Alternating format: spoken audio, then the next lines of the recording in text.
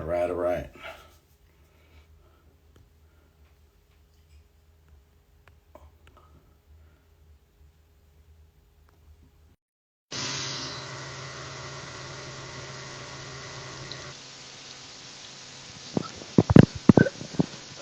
Albert, can you hear me? I can't hear you. Okay, let's see what I can do Okay, I here. got you now. I got you now. You got me? Okay, good. And then I invited Art too. So, That's great. I try to touch base with Art as well. so, so we can kind of start while we're waiting for him. Okay. If you want to introduce yourself to people that are watching this that may not know who you are. Okay, I'm Robert Lucarelli. I fought in the UFC #2 in 1994.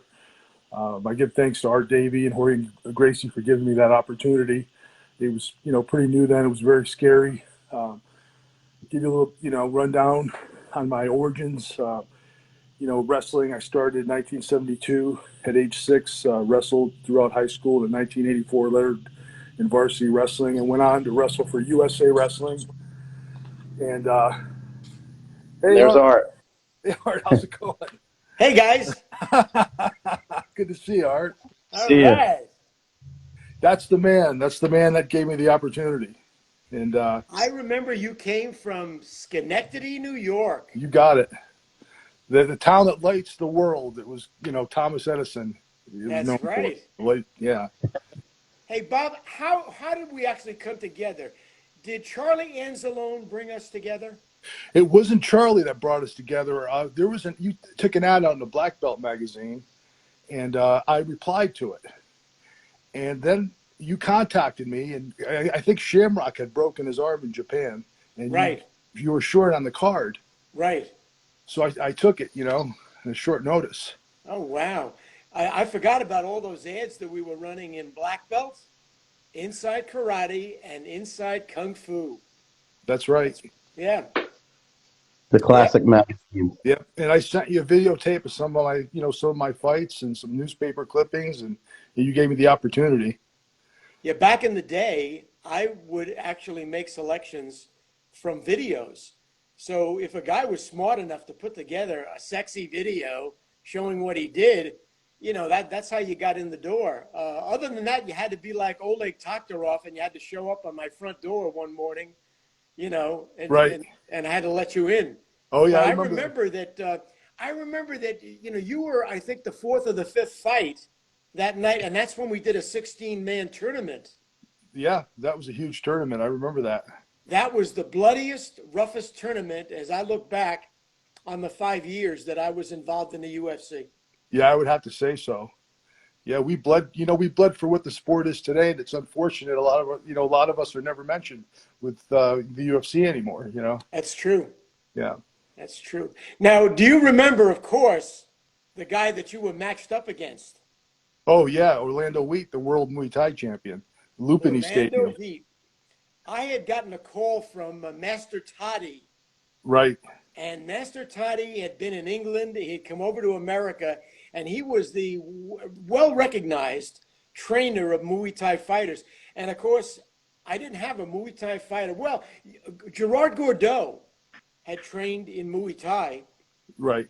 You build them as at Jan savant. Plaza's gym in Amsterdam. Okay. But Veet had an incredible international reputation. So I remember when Toddy called me up, and I was really eager to get him in there. That was a really tough bout because, as you remember, he wasn't the biggest guy in the world. But talk about understanding how to make the leg kick work. Right. Wow. Yeah. Yeah. Now, Robert, what did you think when he approached you to do this? I mean, obviously you didn't know, nobody knew what it was. What were you thinking at the time? Well, I thought it was ideal for me because of my background. I had been a wrestler from '72 to '84, lettered in varsity wrestling. I went on to wrestle for USA Wrestling. I did some Greco. I went on and did some boxing, amateur boxing.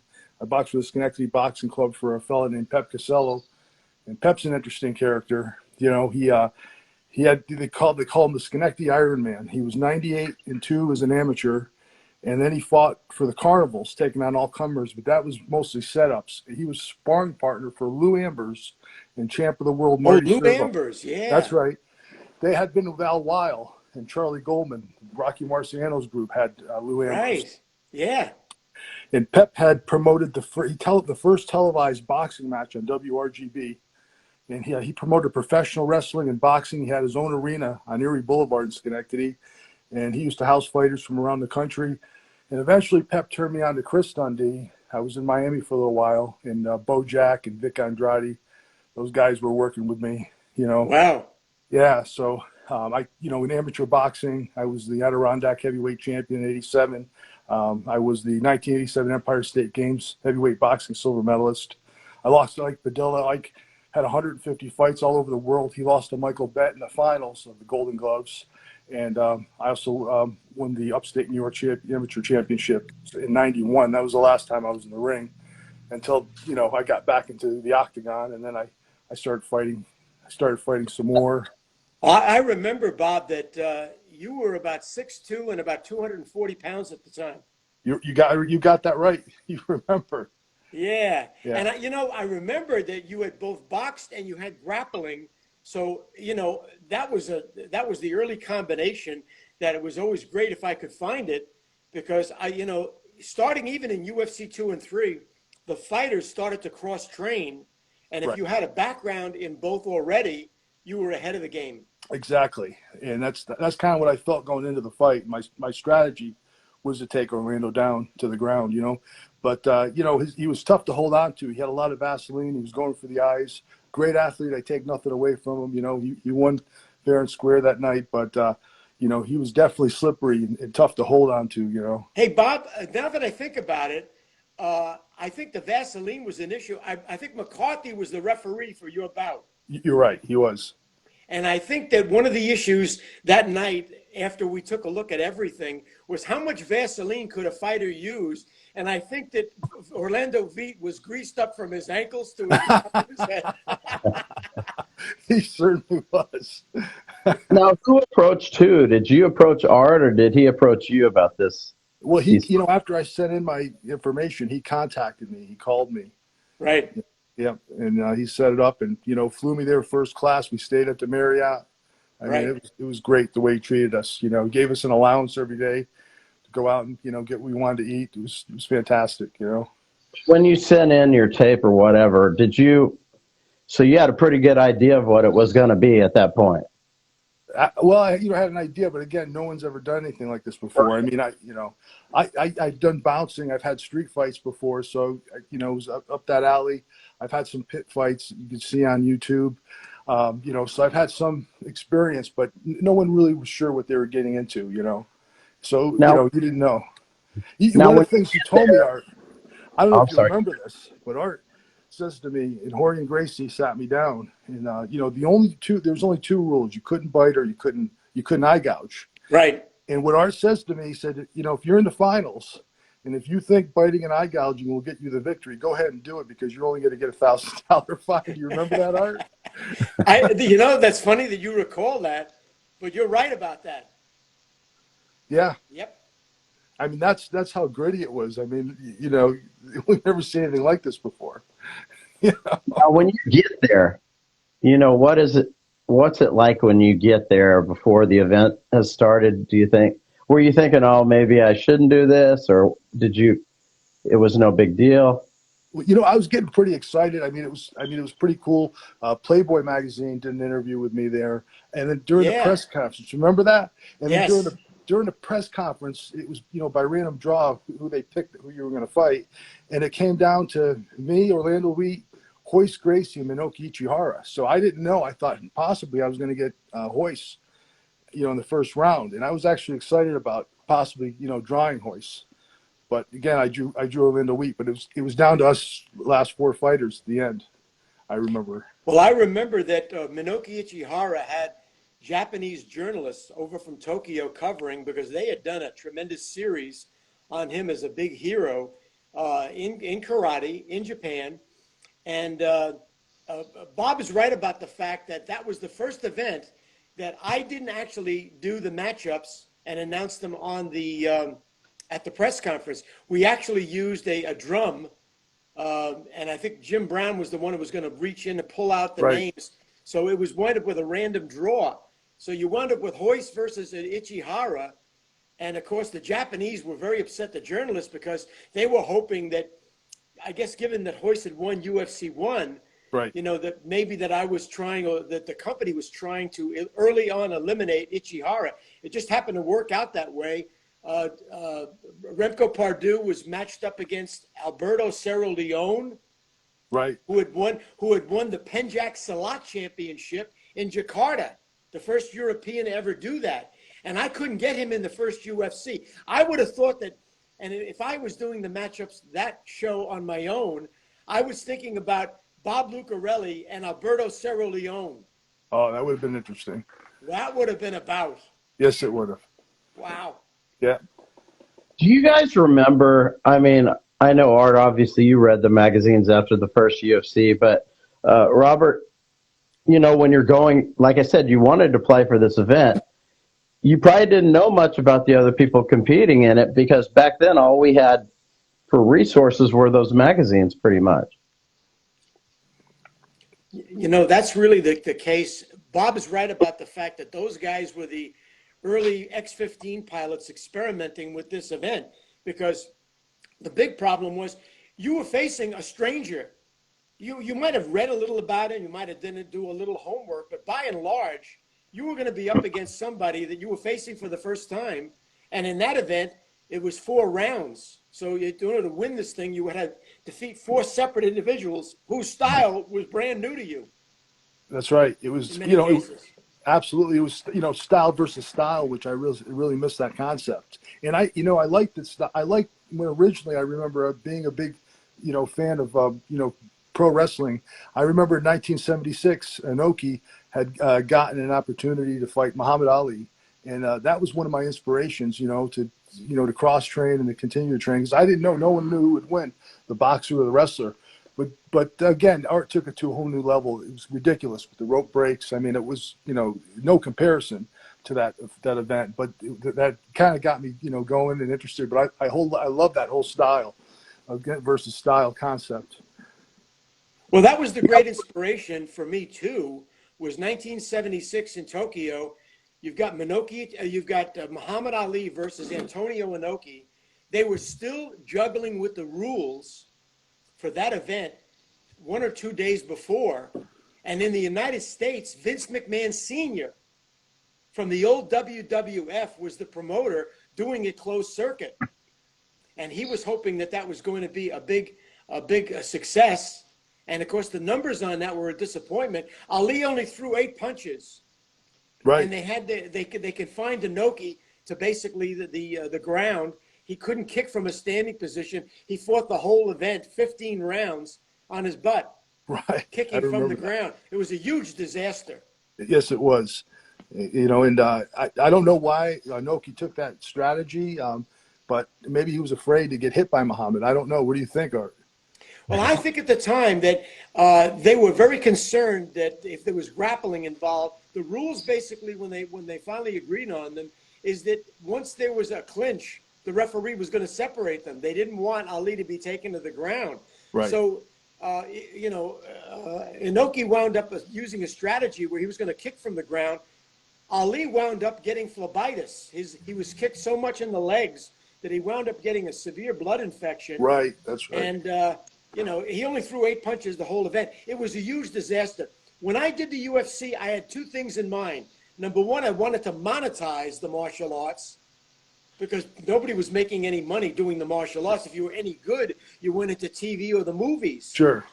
So I wanted to make sure you guys would, you win 50, 60,000 if you could win the event. Right. But there was money at every level. The second problem, which the Ali Inoki bout pointed out, was they couldn't agree on the rules. So my idea was pancration. There are no rules. There are no rules, right. No biting, no eye gouging were the only rules. Right. It made it fair, equal footing. You know, you could use what you know, and you don't have to worry about any stupid rope breaks or anything like that, you know. That was great. Now, Rob, when you sent in your video, was it because you saw stuff in the magazines from the first one? I did. And are you addressing that question to me, Todd? Yes. What kind of feedback did you see after the first one that you can remember in those magazines? that I seen from the magazine, I seen the event is what motivated me Oh, to. you saw the event? I saw Okay. the first event, and Ah, I was impressed with what I saw, and I was kind of like, it was kind of shocking how the crowd reacted when Shamrock had fought Pat Smith, no holds barred. He took him down, heel hooked him, and injured him, and the fans just didn't get it. They booed him, and I think people had this concept of Chuck Norris movies and Billy Jack movies, and everybody thought the striker, had such a huge advantage. But the Gracies and Art proved that point that you need to know grappling if you're going to be a real fighter, a real no holds barred fighter, or to be able to defend yourself. So it was all new, but I saw that and I liked that. That's what got me interested in replying in the magazine, article. And one of the reasons, Todd, that I was eager to recruit Bob Lucarelli is I figured this guy at 6'2" and 245 with big hands and a knockout punch. And remember, I didn't get the knockout punch that I was looking for from Art Jimerson in Right. the first event.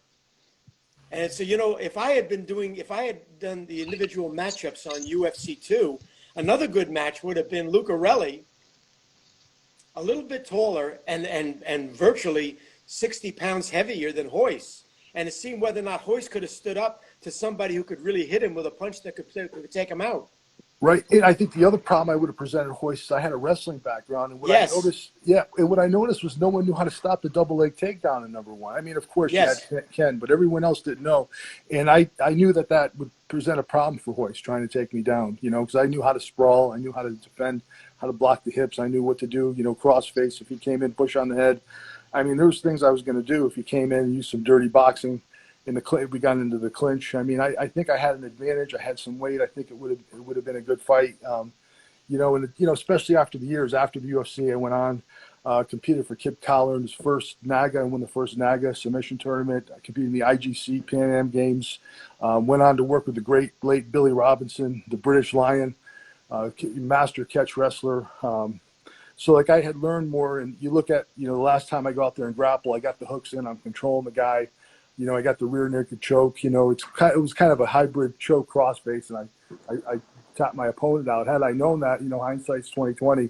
I had a bulldog choke, but you learn, and if it wasn't for the UFC, none of us would know. We'd all, we'd all be stuck doing the same thing our whole life. But it enlightened it. It enlightened us. You had to go on. You had to advance yourself. You had to evolve to continue. Now, Bob, did I approach you about coming back after UFC 2? You did, but I was going through. You actually did, and I might have gotten in there because I know that I think it was it. I forget which one it was. It was the one I think Marco Huas was in. Which was that the one? That's UFC. That was UFC 7. I think you might have contacted me for that one, but I'm not sure.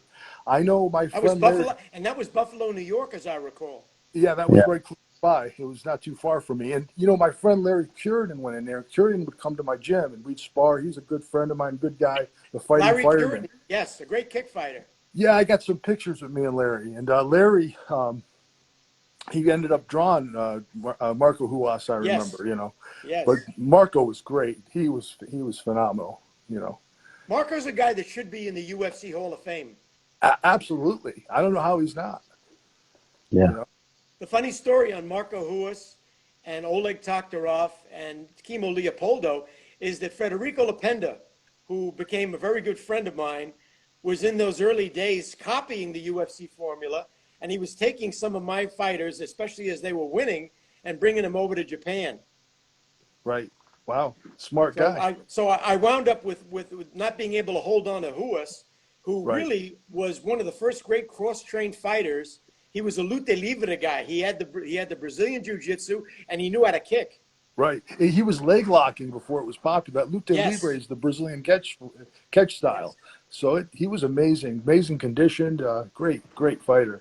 Well, you've got to remember that the Elio Gracie side of the family didn't like ankle and leg locks.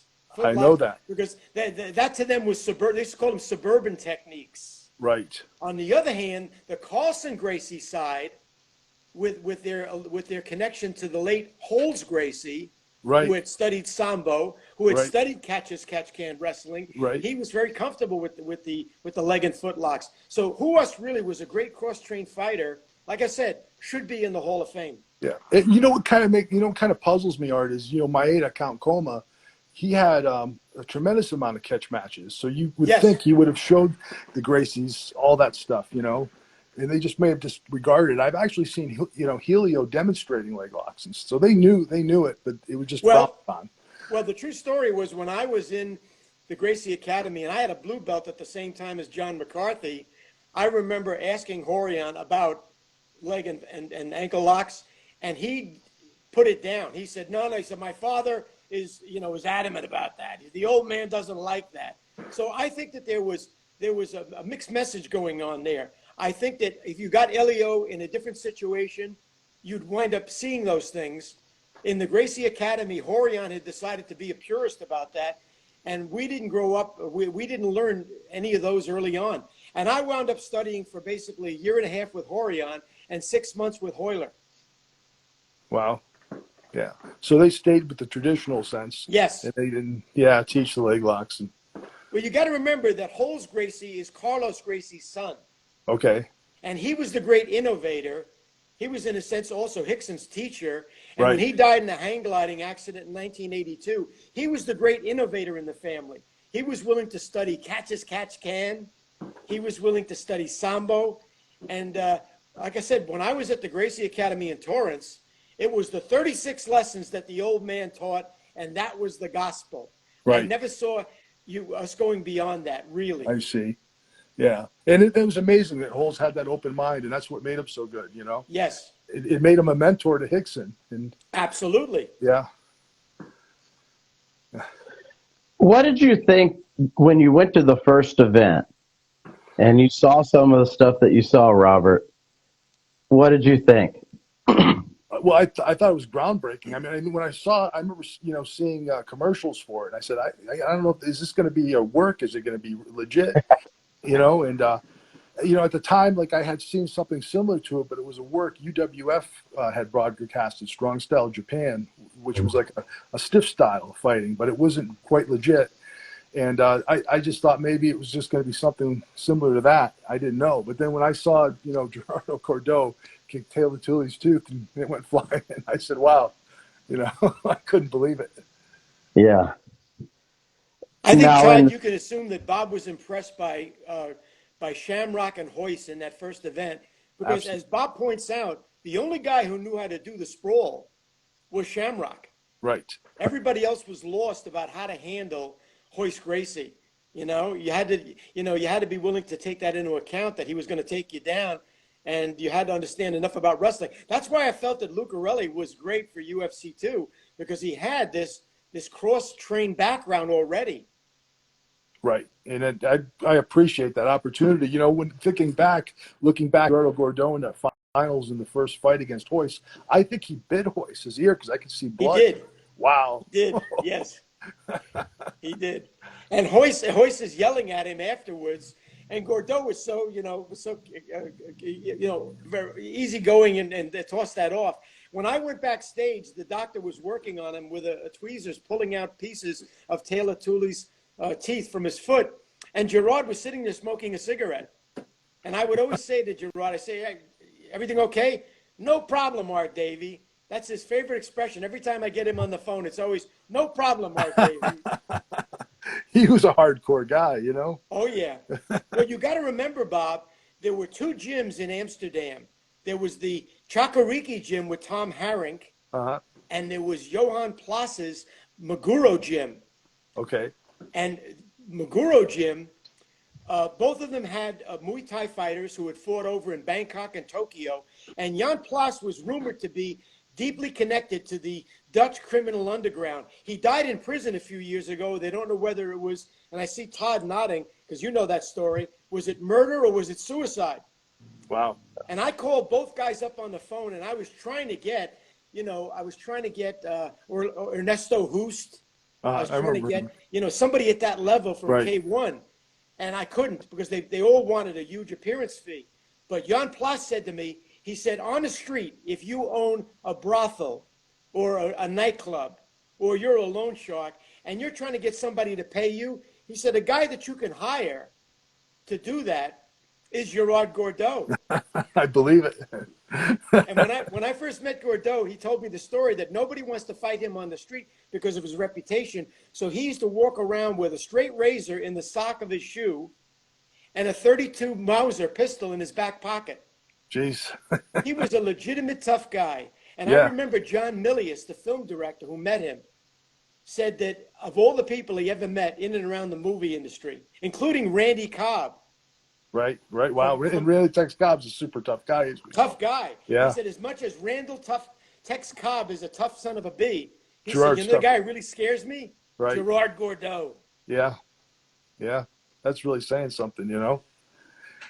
He had that Now, demeanor about him. I really clicked with him when I met him, you know, because he had come over, you know, and I clicked with Gerard. Yeah. Also, now on when a the personal draw level, goes down, when the draw goes down, Robert, and you get V, Right. what went on then in your reaction, or as you're looking at him? Well, you know, I felt like I was kind of matched with a guy that was going to be a striker too, you know, and I felt pretty evenly there. I mean, you know, I thought I was going to do okay. You know, I really did. I was excited about it. And, you know, like had it been on the street, I mean, I would have just unleashed, you know, punches on the ground, but I knew this was a tournament and I couldn't break my hand. And I went for a choke, and you know, had I just probably just ground and pounded, or you know, used some elbows on the ground, it would have probably been a better strategy. But again, I was trying to preserve my hands, and you know, you're not going in there with the rage like you are on the street. So you know, I think the strategy kind of didn't work out. But you know, I ran out of gas, not being in shape. You know, that was also another issue. But I thought I had a good shot. I think a lot of people thought he was the favorite. I mean, if you listen to Brian Kilmeade and Jim Brown, you know, when he's coming out, you know, he was the talk of the party. You know, people were just saying, watch this guy. You know, he was just, you know, looked like he was carved out of stone. I mean, he just was in tremendous condition, you know, tremendous athlete, great, you know, great background, you know. And, yeah, I mean, I was excited about it, you know, and I think I wish I'd gotten another shot at him, you know, and I think I would beat him 9 times out of 10, you know, given the opportunity to fight him, you know, fight him again, you know, especially as I progressed as time went on. I don't know if he continued to learn anything about the ground or grappling, but I got more into that aspect of fighting. Yeah, we we had never a saw. number. I was a We had a little number of surprised. we had a number of tough strikers in that event. We had Johnny Rhodes from Right. Vegas, who was a I good remember him. kickboxer. We had Pat Smith, who wound up in the finals with Hoyce, and you know, it was second time in Denver. He won the Sabaki Challenge Right. I in remember Pat. 1993. And I felt that the three guys who could really punch was Bob Lucarelli, Johnny Rhodes, and Pat Smith. Right. I had 3 good strikers in there. Yeah, for sure. I mean, those guys were definitely the striking guys, you know, and you kind of feel familiar, but I felt like I could maybe offset him with the grappling because who wants to take a chance, you know? You're in there with a guy who has a, you know, even chance. You pretty much know his game as a striker, so why not try to take him down? If that was my mindset, take them out of their element, you know? Yeah, The fight was stopped on knees to the head, as I recall. Is that You're right? right. Yeah, it was a Yeah. knee, and then he took the elbows to the back of the neck. Yeah. And I how told hard were those elbows to my the back of your neck? uh, How hard were those elbows to the back of your neck? you know, I'll tell you what. The knee really. I felt that, you know, when he hit me with that knee. But I told my corner, professional boxer Larry Wilkins, that Art flew down for me. I told him, I said, you know, don't stop this fight, no matter what. I said, I'm going in there and putting it all on the line. I mean, I was, you know, prepared to die that day. I was going in there, you know, and give it everything I got. And what happened was, you know, Horian had come over to Larry and told him, throw that towel, you know, because I wasn't going to come back. And I'm glad Horian told him to do that and Larry was afraid. Larry was afraid that I was going to do something. I would never do anything like that, but he thought I was going to be upset with him. But I remember that. You know, I kind of woke up after that. I just like after that fight, I really felt like I was in gear, and I said, I just wish I could get another shot in there. That's what I was thinking after that fight. But we went out and had a party after that. It was great. Yes. Like a Western themed party. You remember that, Art? Yes. And, we had a blast in those days. Bob, you know? Bob, you were at a time when it was a great tradition to have that post-fight party, and I always thought that showed the great sportsmanship. There was no trash talking at that point. Everybody was brothers. They were all X-15 pilots that they had taken a risk. And you Thank remember until UFC 4, when somebody, when Mel Bowen shows up with gloves, you're Oh, yeah. looking at an era when everybody fought with bare knuckles. Mm-hmm. You're right. It was an era. It was an era of bare knuckles. And was it Sam Solomon that did that rap? We got a little rap Yes. on our hands.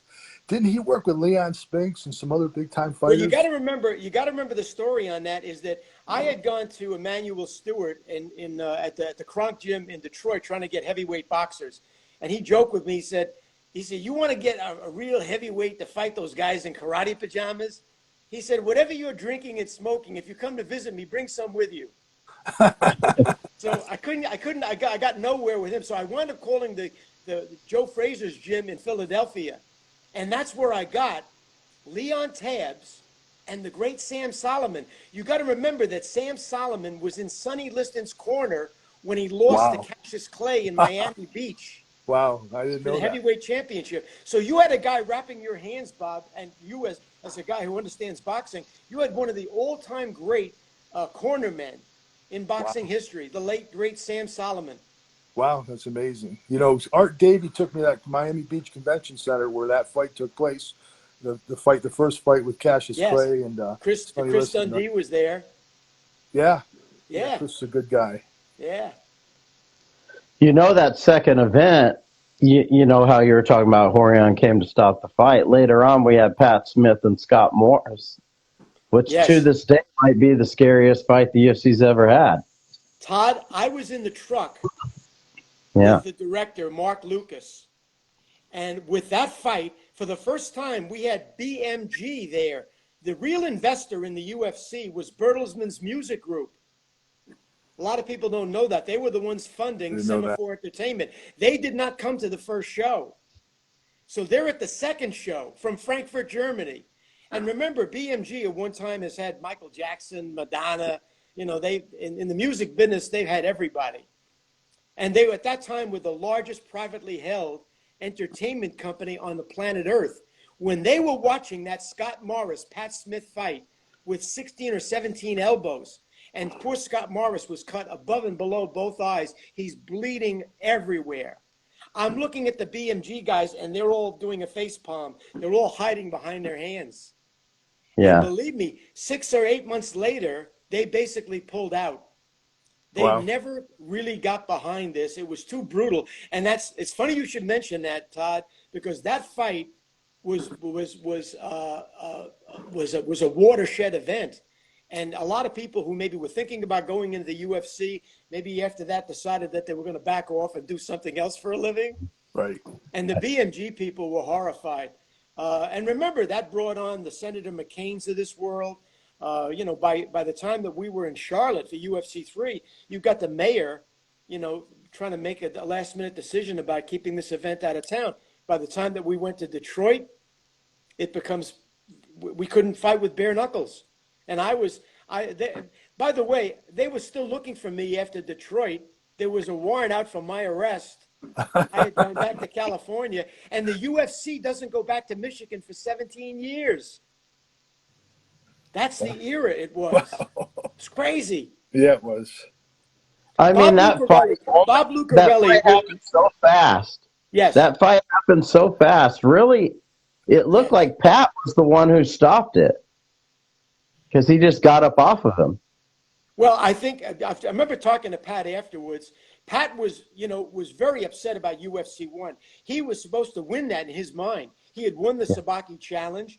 To get beaten with an ankle hook from Ken Shamrock, who he thought was just a pretty boy in the red Speedos. There were two unhappy people, the three unhappy people at the UFC 1 post-fight party. Ken Shamrock, who was stunned that he lost to Hoyce, Pat Smith, that he'd lost to Shamrock, and Rickson Gracie was being beaten up by his wife, that Rorion Gracie had put Hoyce in and kept Rickson, the family champion, from being in this event. Do you regret not having Rickson in there? Well, I wanted Rickson. I couldn't get Rorion to do that. They were not getting along from a business standpoint. He had actually fired Rickson, and Hoyce hired Rickson as a trainer. But Pat Smith was motivated for UFC 2 to get back to Todd's point. is that he knew he was going to win UFC 2. He said to me, he said, you watch me now. He said, I got jobbed in a way the last time. He said, that ain't going to happen again. He was so wired to win that night that the disappointment was his performance against Hoist. But I saw that he, in a sense, did stop the beating that he was giving Scott Morris. You're right about that, Todd. He, I think, himself decided there's no way this guy can get up. Right, right. That's what I remember. It's funny you remember that. Yeah, I thought he could have killed Morris had he wanted to. Yeah. He wanted to get on to the fourth round. He wanted to get on the Hoist. And you remember that that was the quarterfinals. And in that next event, he wound up beating Johnny Rhodes with a submission. Yeah, guillotine. The two Las Vegas kickboxers. Wasn't it a guillotine that he caught him with, Art? Yeah, standing. That was a standing guillotine, I believe he caught him with. A guillotine choke, yeah. Right. Yeah. Yes. Pat picked up some grappling in that one then, you know? Pat was so motivated to win that. And I got to tell you that he figured, look, I am the Denver favorite. This is my town. It's my destiny to be the Ultimate Fighting Championship in Denver. Right. It was his town. So, yeah, he was the hometown boy for sure. Yeah. Mammoth Garden Arena, right? Yes. As you remember, the problem we had with Mammoth was that it was small. We were standing room only. We had filled it up. It was SRO, standing room only. But you remember that we had you fighters in a hotel. Yeah. Across the street, we had a motel. And the motel had a lot of crack business and and prostitutes going on. You know? And it wasn't as fancy as McNichol's. As the Marriott you stayed in. And, you know, but I got to tell you something. We did a great job of pipe and draping the dressing area. And I had security guards going on all the time. Right.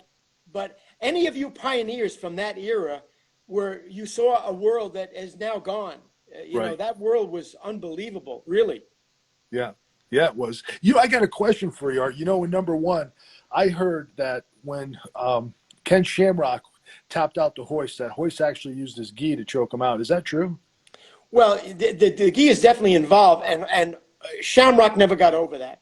Remember that in the first UFC fighter meeting, which almost degenerated into a brawl, at one point, Art Jimerson and Zane Fraser are arguing that why can't they wrap their knuckles, and Horion, who at that point we had given him the title of the International Fighting Championship Commissioner, was basically changing the rules at the last minute, and Fraser and Jimerson were furious, and they're standing up and arguing.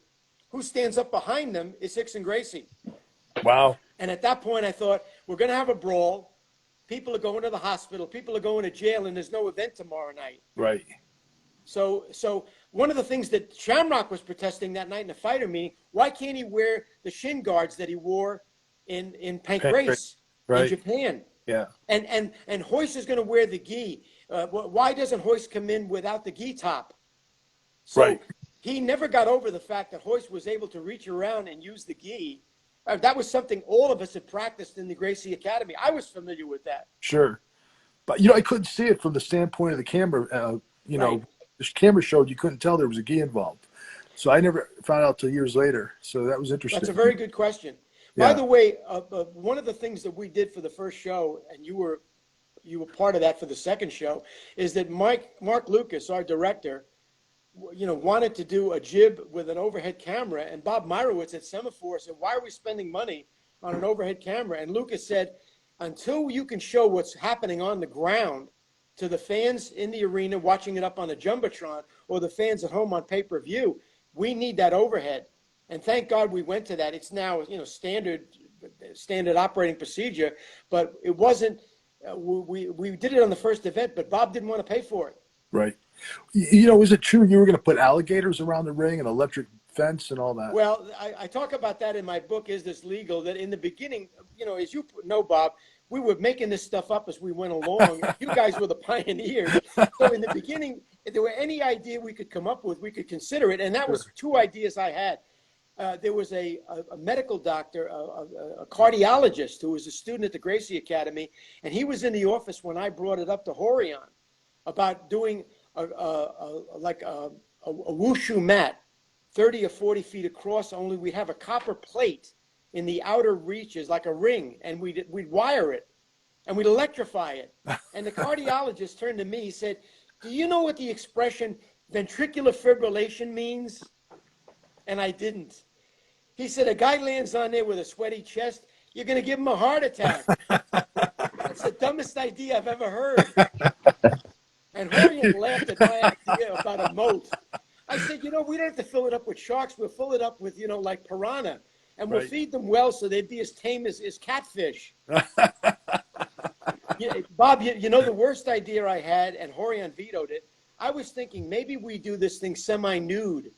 And we do like some sort of a makowashi sumo type of, lower body covering. Right. And Horian said to me, "There ain't nobody in my family that's going to have that thing up his crack." He said, "That ain't going to happen." So that was the end of that idea. So yeah, Bob, in those early days, that's a true story. We were bringing up a lot of stuff, and all of that stuff got thrown out. Right. The true story is Semaphore hired 2 set designers from Hollywood, Jason Cusson and Greg Harrison. And they're the guys who came up with 5 different designs. And the one that we all liked and was in love with was the octagon. Right. Yeah. That was great. It was a great idea, Yeah. One time was kind of interesting when Keith Hackney, Emmanuel Yarborough fight. You remember that? He got driven right through the door.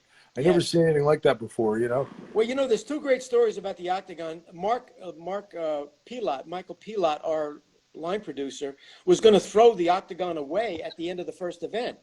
And Bob and I had approved of a budget item of $28,000 to build the octagon for UFC 1. Okay. I wound up having a storage facility in Denver. So at the last minute, I showed up with the key and gave it to Pilot and said, we're going to store that. He said, well, it's a set. We'll build it for the next one. And Bob, who wasn't at UFC 1, he was still at home in Long Island watching this on TV. Right. He was glad that I saved the octagon because, we would have to redo it. What happened was, though, after UFC 3, we wound up rebuilding the octagon so it was more transportable. It could be folded up like an origami, easy, and put in a truck, and making the gate stronger because 200-pound Keith Hackney and 600-pound Emmanuel Yarborough bust through that gate. Yeah, I remember that day, yeah. So the original octagon is in some scrapyard somewhere, huh? Yeah, right. Exactly. I want to go back to that Pat Smith-Scott Morris fight for a second because Pat buzzsaws through him. What's the vibe backstage like? I mean, because when you're watching the event, like I was like, holy crap, like that guy. Yeah. That guy was as close as it could get to getting killed in there. Were the guys backstage thinking? I mean, did you notice anything, or there had to be some sort of reaction among the other fighters, like, "Whoa," like. What do you think, Bob? I was so busy warming up and so focused on what was going to happen with me. I wasn't, I would peek out and see what was going on from time to time, but a lot of it, what I mean. I was just concerned about at the time was what was going to happen, in my fight, in my match, and like I stuck around, for after the fight, but it was just. You're so focused on what you're doing, and you're behind that curtain, and what's going down out there is pretty scary. When people are getting hurt like that. But Bob, did you watch some of those fights backstage up on a monitor that we had in the dressing area? A little bit, yeah. I did. That Scott Morris bout only went 30 seconds. I remember that. Yeah. It only lasted 30 seconds. So you're right, Todd, that. He actually probably backed off at the end because he didn't need to hit him anymore. But that thing was a buzzsaw. In 30 seconds, he had destroyed him, cut him up terribly. Right. Terribly. And I'm sure Scott Morris was a tough guy, and yes. To get in there, his training, it was ninjutsu, I believe that he was doing. Yes. Which combines some elements of grappling takedowns and striking, and and he won his first fight against Sean Dougherty, right? Yeah. Think about that. Yeah, it was. It was Dougherty. Yep. Yeah, it was Sean Dougherty. That's right. And it was a submission. It was a guillotine choke. Right. Yeah. Right. That's right. Yeah. And I know Sean went on to do some catch wrestling and grappling and all that. Yeah. Yeah. And so did DeLuca. Jason DeLuca went down with Ken as well. Remember Well, that? you remember that Jason DeLucia, who had gone out to California to challenge Steven Seagal and could never get in to see him. I remember that. So he wound up, Todd, over at the Gracie Academy, and I think they Hmm. put him up against either, I think it was Hoyler or it was one of the brown belts. And Horian and I were impressed with him. And I Right. wound up putting him in as an alternate for UFC 1 up against a local Scott Baker. kickboxer. Was it Scott? Yeah. Yeah. No, Guy Mesner? Was it Guy Mesner? No, not no, Guy. it wasn't Guy Metzger. It wasn't Guy Metzger, and he was from Karen Allen, the local kickboxer promoter who was sponsored by Coors Beer, Right. and I'll think of his name in a minute because I still hear from him at Christmas time, but we were very impressed with Jason DeLucia, and DeLucia was really hoping that he was going to get Hoist Gracie at one point. He got Scott Baker in that first round, and so he was really hoping that he was going to be going on to fight Hoist. And when he met Hoist in the semifinals and got beaten in a minute, but he had been beaten back in the Gracie Academy but he was already involved with the Lions Den, and he went over and did Pancrase. You got to remember that the last guy to get into UFC 1 on the airplane was Ken Shamrock. He was doing a Pancrase event that weekend Right. in Fukuoka. Yeah. And as you know, and you tell, in fact, the one we should be asking about this, Bob, what was your impression of Pancrase in those early days when you looked at it? How did you analyze what that was as a work or a shoot or a what? What did you think? I think it was a combination of both. I think that there was some shoots and some works in there, Yes. and very stiff, And I know the training, because the training you go through, I mean, Robinson put us through it. You've got to do like 500 Hindu squats, 50 squats a minute, 510 minutes, 500 to 1,000 Hindu squats, 250 Hindu push-ups. We had 250 incline sit-ups, climb stairs for 30 minutes, and run 6 miles before we even grappled. I mean, it was brutal. The It was conditioning. a tough regimen. Yeah. Very tough, yes. And I had On nothing the other hand, you got it right. It was a stiff part work, part shoot. Because when Shamrock gets into town, the first thing he says to me, he says, "Is this really a shoot or is this a work?" Right. I said, "We've been over this already on the phone." He said, "Well, you got a guy in this event who's going to be wearing karate pajamas who's never had a pro fight." He was talking about Hoist Gracie. Voice, right? Yeah, I think the first time I saw Pancrase, I think y'all might have done something after a pay-per-view where Ken posted something talking about Pancrase. Do you remember Yes. that? Yes. Yeah, that's the first time I had saw Pancrase. I had no concept in my head of work shoot. I just thought I was watching guys who were wearing, the boots. I thought it was pretty cool. Todd, see, Bob asked the right questions, and Bob, with his background both in grappling and in boxing, could look at this and say, is this a shoot or a work? A lot of my guys, let's say if you owned a karate school, the term work or shoot was meaningless to them. They weren't pro fighters. They didn't have that experience. Shamrock, who was doing Pancrase that weekend, November the 8th, I believe, or 7th in Fukuoka, he was doing, and that was a work that weekend. I think I'm trying to remember who it was up against, and it was either Fujiwara or one of the very big guys in Pancrase. But DeLucia went over and had a long career in Pancrase, and talked about how physically tough it was because the training was monstrous. Yeah, it's brutal. 250 squats or deep, or push-ups, and unbelievable. Right. And then the timing, and then running 6 miles. It was a rough regimen. Those guys were all incredible shape. And who came out of that and also belongs in the Hall of Fame is Frank Shamrock. Right. Oh, for sure. Definitely. Undefeated in the octagon. And also one of the great cross-trained guys, one of the best guys I ever did business with. I could shake hands with him, and once we shook hands, it was a deal. Great guy. Yeah, to me, Frank Shamrock was like the first time we ever saw the best fighter ever in this kind of thing was him. Now, there's been other guys after, but he was the first best guy ever, so to speak. Well, Todd, I had actually written an article once for, I think, Gladiator or Grappling Magazine, Todd Hester's magazine. in which I used a formula that Ring Magazine had used in rating boxers, heavyweight boxers over the years. And it was a whole formula. And it was about punches. It was about defense. It was about charisma. It was a whole bunch of things. And I rated fighters. And the guy who came up to the top of my listing was Frank Shamrock. Yeah. And that was the article I wrote. And everyone who'd won a UFC was part of that group, and guys who placed high. The Remco Pardus were in that list. But the guy I picked was Frank Shamrock based on this formula. He was an incredible athlete, an incredible competitor, and a great interview. Yeah, and I think that fight he had with Tito, I mean, the second Hoist Ken fight was a big fight, no doubt. But I think that fight he had with Tito was kind of like a major fight at that time, you know. Yes. Big fight at that time.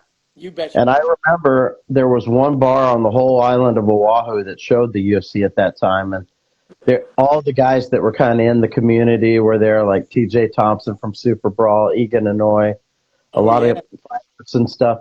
And when we watched that fight, you could tell that people were just like, this guy's, he's on another level, you know. He is. And there was that feeling. We just saw like the greatest fighter ever just now, you know. I think, didn't I match him up against Olympic gold medalist Kevin Jackson at one point in UFC Japan? Right. Yeah. I mean, you know. And he broke his arm or something, or arm barred him, right? Yeah. Frank Shamrock, incredible athlete, just incredible. And like I said, he was the prototype of what came later. If you want to look at, you know, the GSPs of this world and the John Jones of this world.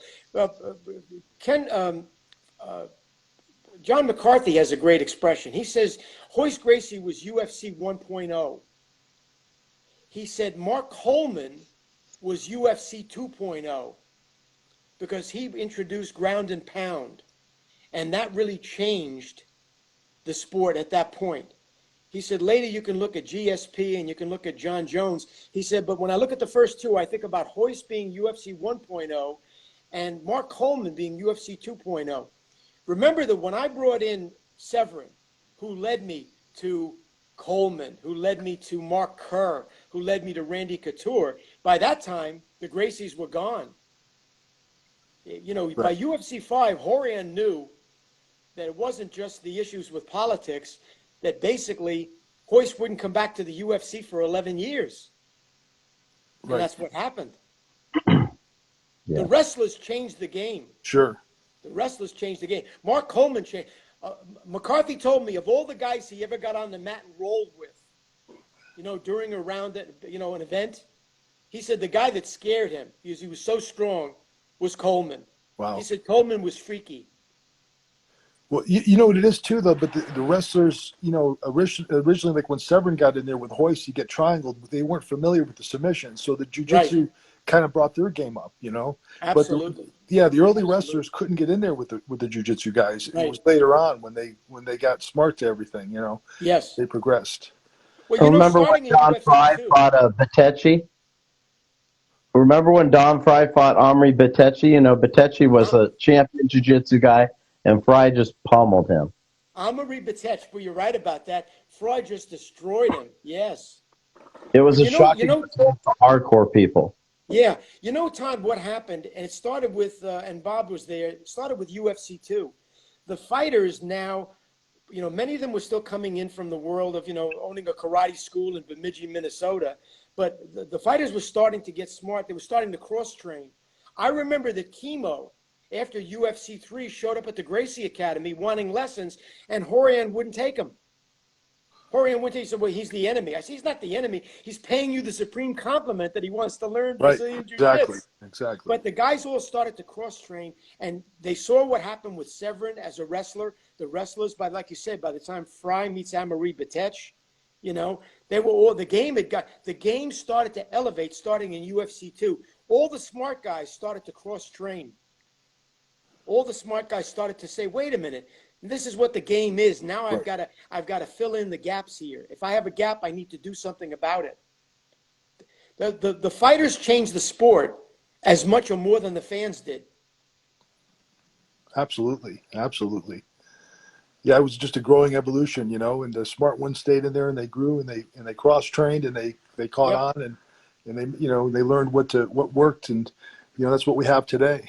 But it was all the guys that bled in the beginning that made it this great sport that it is today. The only question I've got, Bob, is why did you want me to see if I had Stevie Nicks' phone number?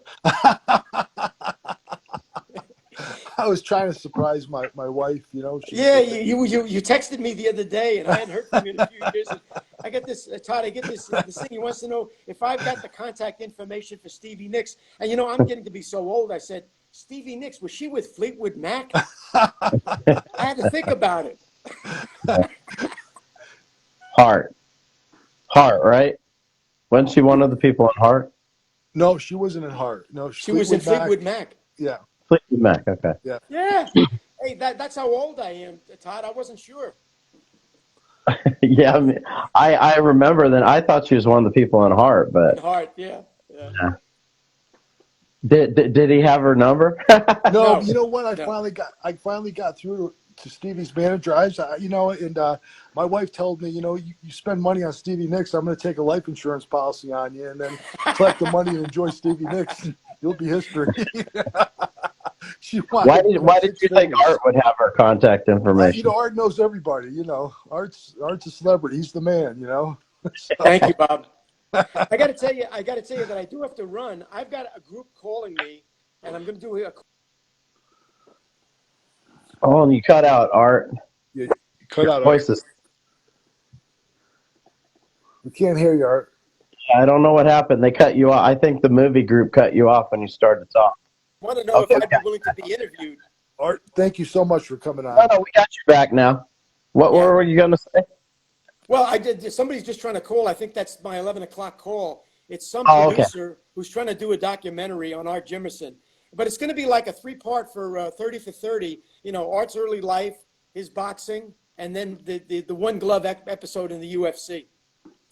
Oh, So that they should be want, cool. they want to do a couple of minute interview with me at some point. And I got to tell you, my heart goes out to the Bob Lucarellis of this world, the early pioneers, because it was these guys who made my life and my job easier.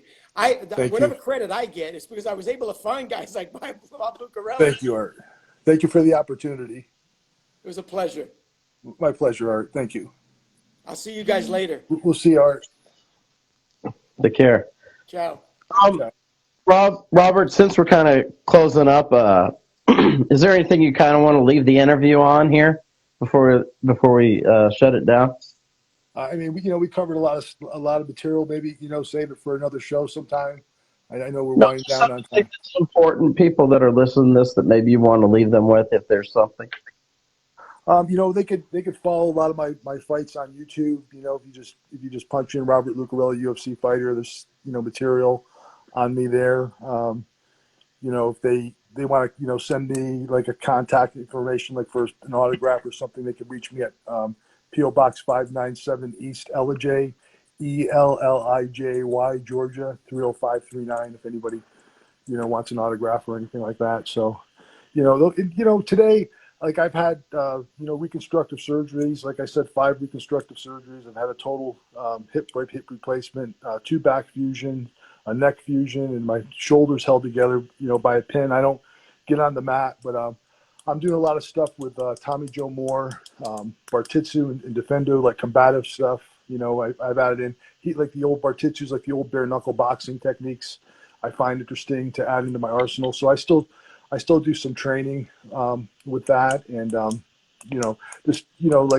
happy the opportunities people have given me. Marcio Simaz of Brazilian Jiu-Jitsu, Billy Scott and Gene Leidick from the Billy Robinson academy and the gym that he had there. Those guys were always great to me with their information. Matt Fury, of course, with his cyclocybernetics, and Great Gamma course, he had transformed me. You could see me in his book Combat Abs, where I had lost 150 pounds in 10 months, totally transformed myself with Matt. So I just want to give a shout out to some of these people. Of course, it's great Art Davie, great promoter. Again, like today's that we're not even mentioned, so I'm happy that you had given me this opportunity to talk about it. And, some of the fallen fighters from the last 25 years, my heart goes out, to Paul Varlins, Randleman, Kevin Rozier. Those guys are all great fighters. Yeah, those guys are all missed for sure. Yeah, It would have been great to talk with those guys as well. absolutely. And the fans, I got to thank the fans for hanging in there, because this was banned everywhere, and if it wasn't for the fans, we'd have nothing. Right. Yeah. Well, I appreciate you taking the time. It was awesome talking to both of you and Art, and Absolutely awesome. love to have you again sometime, maybe with another veteran. Thank you so much. Thank you, Todd. I appreciate it. It was great talking to you and great meeting with you, and keep in touch. We'll stay in touch. Appreciate it. Thank you. Take care. Pleasure was mine. Thank you. Take care. Bye-bye.